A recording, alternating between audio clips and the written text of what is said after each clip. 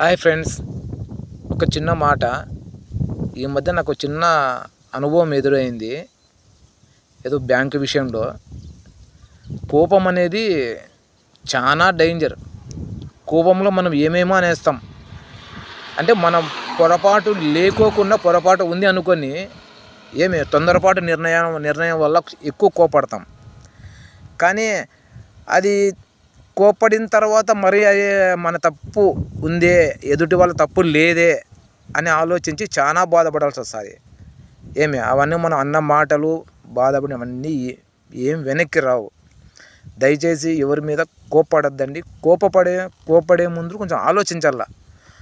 ఆలోచనే మనకి ఏదన్నా లాభపరుస్తుంది, కోపము నష్టపరుస్తుంది.